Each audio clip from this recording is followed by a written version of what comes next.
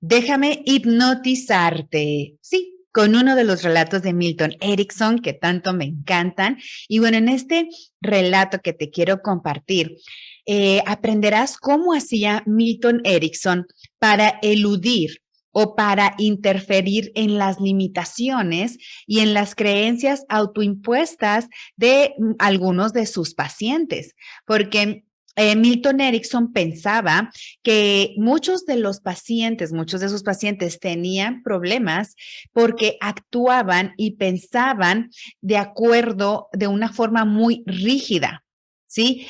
Porque sus pautas de comportamiento, sus pautas de creer, sus creencias eran muy limitantes por ser rígidas.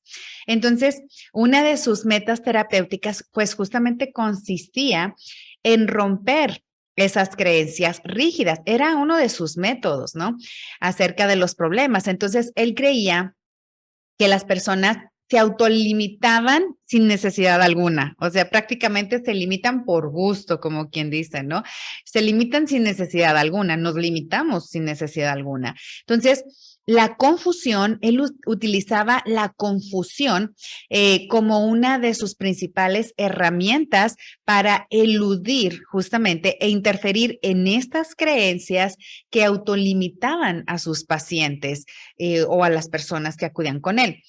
Y también el reencuadre es otra de las herramientas, la intervención de la pauta y fundamentalmente intervenir en las pautas de conducta justamente que hacían que las personas fueran rígidas en esas creencias, ¿no? Entonces, pues esto les ayudaba también, él les ayudaba cuestionando justamente algunas de esas limitaciones. Entonces, el punto principal en el que Milton Erickson empleaba en estas hipnosis era eludir estas creencias de manera consciente.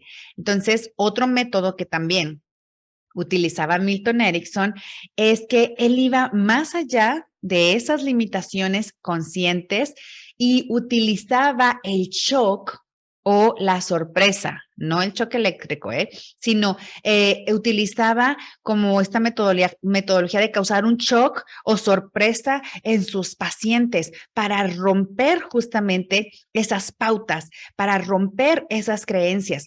Más allá del contexto, más allá del contexto dentro de la terapia, lo que Milton Erickson buscaba cambiar era la pauta, era el patrón que se seguía respecto a tal.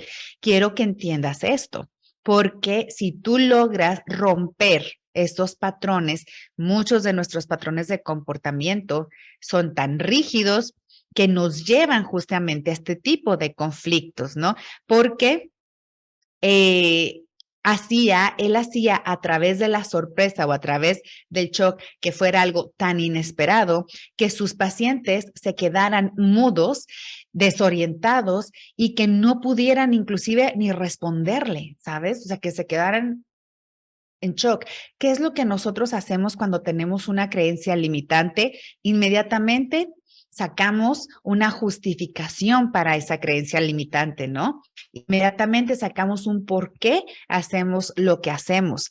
Y algo justamente que hacía Milton Erickson era este efecto shock para romper desde el inicio esa respuesta automatizada que ya tenemos programada respecto a algún problema o respecto a alguna situación que nos causa conflicto. Entonces, te voy a contar esta historia porque él cuenta que había un hombre y una mujer que ellos eran profesores en un colegio y pues se conocieron en el colegio, se enamoraron, se casaron, eran una pareja muy formal. Entonces, durante los primeros años del matrimonio, pues ellos no tuvieron hijos e intentaban quedar embarazados, ¿no? Entonces fueron a consulta para solicitar la ayuda de Milton Erickson porque pues los controles médicos a los que ellos se habían estado sometiendo para la fertilidad, pues carecían de alguna explicación fisiológica, o sea, fisiológicamente no había algún impedimento para que ellos quedaran embarazados, ¿no? Entonces, pues ellos empezaron a sospechar que esto debía tener tal vez una base psicológica o emocional que les estaba limitando a quedar embarazados. eran personas muy racionales y muy formales y habían realizado inclusive, describían el proceso como de su unión, como una unión marital con todas las concomitancias fisiológicas. Sí, somos un matrimonio con todas las concomitancias fisiológicas cada noche y cada mañana a los fines de la procreación. Así era como ellos se expresaban. Imagínate tú el nivel de formalidad que tenían, ¿no? Entonces, se les veía a ellos muy, muy serios y muy turbados mientras estaban describiendo los rituales justamente rígidos que idearon para satisfacer sus deseos filoprocreadores. O sea, su deseo de ser papás lo tenían inclusive científicamente, como quien dice, escrito, ¿no?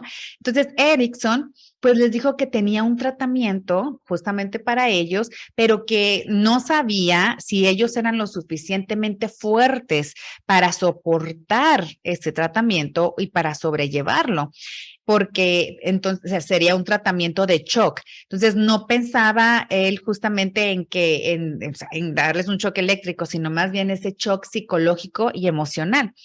Entonces les indicó que tenían que ir a la sala de espera, se iban a sentar ahí, iban a discutir entre ellos dos si aceptaban o no. Al cabo de un lapso de tiempo, vuelven al consultorio y le dicen que sí, que están dispuestos a hacer lo necesario para remediar su infertilidad. Entonces, para esto, Erickson les pidió que se agarraran fuerte de las sillas, porque les iba a decir algo. Ya a continuación, tendrían que salir del consultorio. Hasta que estuvieran en casa, no abrirían la boca ni para hablar con Erickson, ni para hablar tampoco entre ellos. Entonces, Erickson volvió a anunciar el problema en el lenguaje formal y ampuloso que los pacientes utilizaron para describirle, y ellos se habían comprometido repetidamente en esa unión marital con todas las concomitancias fisiológicas cada mañana y cada noche. ¿Sí? Pues bien, en ese momento iban ya a su casa. En ese momento les dice Milton Erickson, van a ir a su casa y van a tener por gusto y no, y van a rogar no quedar embarazados durante los 3 meses siguientes. ¿Sí? Van a ir, lo van a disfrutar, lo van a hacer con gusto y van a rogar, por favor, no quedar embarazados en los 3 meses siguientes, solo disfrutarlo. Entonces la pareja se fue aturdida y pues Milton Erickson los acompañó a la puerta, ¿no? Más tarde, cuando ya iban en el automóvil de regreso a su hogar, pues permanecieron en silencio y en cuanto llegaron, sin esperar nada, fueron al dormitorio donde hicieron el amor por gusto, por placer, por deseo, y la mujer quedó embarazada justo antes de los 3 meses. Erickson manifiesta que él ha sido renuente y él es muy renuente a publicar este tipo de casos, inclusive es renuente a hablar sobre este tipo de casos o de la manera en que los trabaja, y menos ante médicos o científicos, porque los médicos o científicos generalmente pues se sienten sorprendidos, ¿no? Y sobre todo muchas personas, porque el lenguaje que Milton Erickson llegaba a utilizar ofendía, o muchas personas, no, él no ofendía, muchas personas podían sentirse ofendidas con su lenguaje, con su medio de terapia. Él usaba un lenguaje muchas veces de shock, un lenguaje muy disruptivo que probablemente tal vez hoy es más común, pero en aquel entonces no lo era. Así que él prefería no compartir este tipo de casos para no perturbar las creencias de las rígidas de las personas, ¿no? Sin embargo, De alguna u otra forma, Milton Erickson le gustaba sorprender a sus pacientes con este tipo de shocks, con este tipo de sorpresas, rompiendo pautas, rompiendo rigidez y rompiendo creencias limitantes. Así que espero que este relato te haya gustado y que te haya sido de utilidad. Una de las cosas por las que me gusta a mí contar estos relatos o compartírtelos es porque a mí me gusta leerlos, porque de alguna forma indirectamente yo sé que algo de esto que te platico te va a ayudar a ti, algo, deja que algo se trabaje en ti, deja que algo se rompa, deja que algún patrón se interrumpa. Relájate, disfrútalo. Si quieres volver a escucharlo, está muy bien. Y pues puedes también dejarme tus comentarios, darle like, suscríbete a mi canal para que puedas tener más información al respecto. Y pues ve a tu casa y disfruta.